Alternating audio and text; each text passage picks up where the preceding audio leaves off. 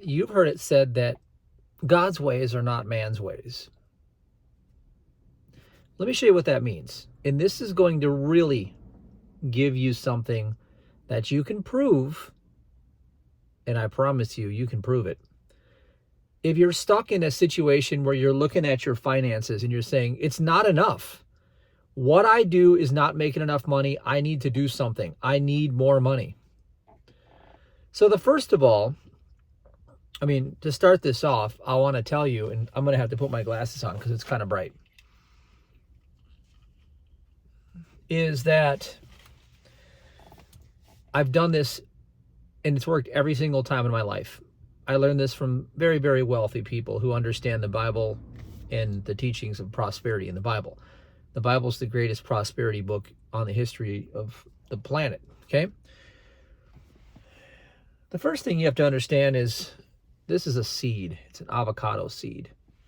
The reason that lack comes into our life is because we eat the part that doesn't belong to us, as opposed to sowing it and reaping more. Okay? Now, imagine this is your paycheck or your whatever your income, and you're thinking, I got really scrape to get by. There's not enough to get on, not enough to get around here. It's not going to satisfy me. It's because this part doesn't belong to you. This is the seed.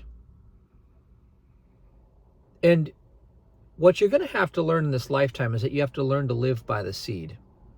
I know all the institutions out there, all the educational systems, they glorify the neocortex and they want to make you think that you're your own God and that you can think your way through this thing. But let me share with you what I found. Is when you're struggling, you are in what's known as the winter season. Winter. Winter is the realm of the outer world. It is barren, even on the Sabbath day. Winter. What you hear, smell, see, taste, and touch. This is the Gnostic teachings in a nutshell. Struggling. Are you struggling? Are you in winter? Yeah. Okay, well, I'll show you something. I want to show you how to move into flourishing. How to move into the summer season. Summer. If you want to change the seasons of your life, there's only one way to do it. God is no respecter of persons and God can't lie. That's what you should love about God. Every man is a liar, it says in the Bible. Every man a liar. Every one of them. That would make you love God even that much more because there's only one place you can trust. To move from the winter season to the summer season, you must use your faith. Faith, not logic. Faith. Repeat after me. Faith is the only tool that will move me from struggling to flourishing. Faith, faith, faith. According to the Bible, right? And you say, well, no, I know people that really put their knuckles to the grindstone and they made themselves successful. Every time you use human willpower, you squeeze life and you create unintended consequences. You can always doggedly determine and push yourself to gain something, but you'll always squeeze out unintended consequences. God's path is the yoke is easy and the burden is light. It's not man's path. So you have to learn how to sow in the winter season and reap in the summer season. Sowing in the winter season where there's lack reaps from the abundance of the inner aeon all that is already yours. You transform consciousness from one to another. What do you need to qualify to get there? You need humility. Humility brings grace, which is favor. You become God's favorite. Favored. Favor, favor, favor, favor. Most people, they're know-it-alls. They think that they know too much. And so what they do is they have pride. I know it all, which is arrogance. They think they can do it on their own. Repeat after me. Pride is when I think I can do it on my own, as if I'm my own God. Humility is when I know that God is, and that I live because of reflection. That God is the principle, I am the image and likeness, which is the attribute. God is all. Repeat after me. God is all. God is all. God is all. God knows you have need of these things. God's not the author of lack. The human ego is. The human ego is blocking out the sun. You, the person, the guy standing in the mirror, the gal standing in the mirror, you are nothing. So if you want to give godlike power to the nothing and ascribe all this intellectual nonsense that you can make it on your own without God, then you are not doing it God's way. You are doing it man's way. And God's ways are not man's ways. Here is the truth about the human mind. Take a look at this picture, and I want to give all credit to my inner 12-year-old that drew this. The steering wheel is not connected to the car. You see, that's a dashboard. The steering wheel is not connected. The human mind is disconnected. It thinks it's going somewhere, but it doesn't have any control. No control. Human mind is not in control. God is in control. How do you do it? How do you move? You tithe. You have to be obedient. You show honor and gratitude. This is all the way back for millennia. It's always been the secret. That's why it's hated on by most of the world, because they hate the truth. But this is where the yoke is easy and the burden is light. If you want to live in God's kingdom, then you have to obey God's commandments. Tithe. And you say, well, where do you tithe? You sow into God's work, a ministry where God's gospel is being shared. Because why?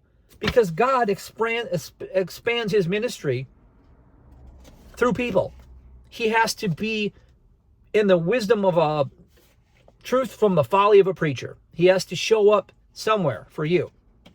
Now, the reason why the ministers are supposed to live like the Levites did off of the donations and the charity and the tithe is because they're supposed to be focused on God, so that their consciousness, when it bumps up against yours, can lift you up out of your human suffering.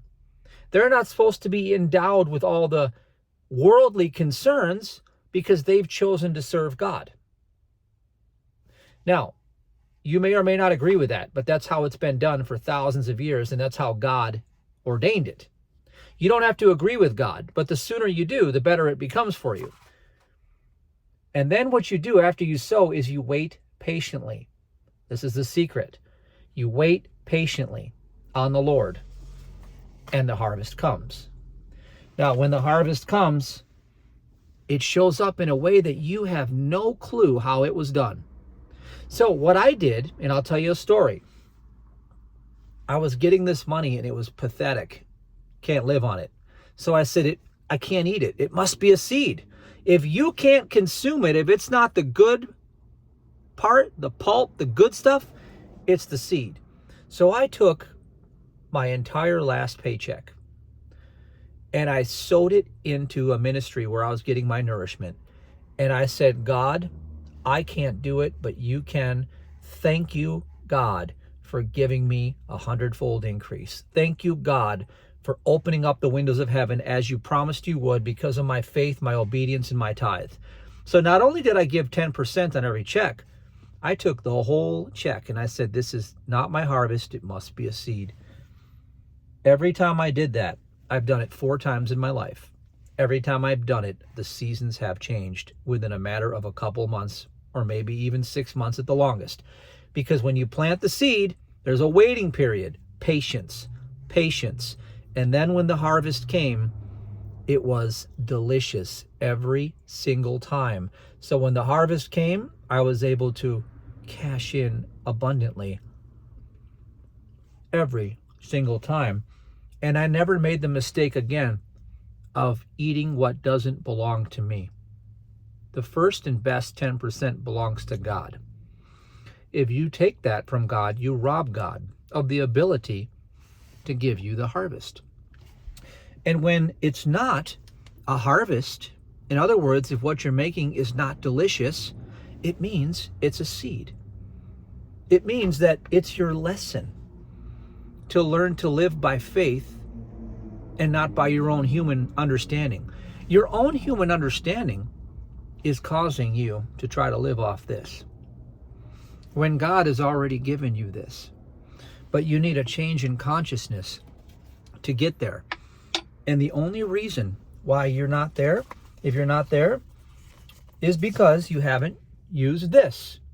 Anything less than faith is sin.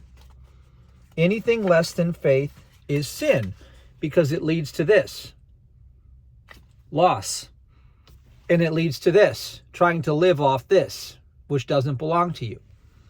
Now, if you will learn to sow and wait patiently on the Lord, at a time when is it appointed for you, when God shows up, it will be delicious and you will be able to live off of it. This is a lesson of lessons.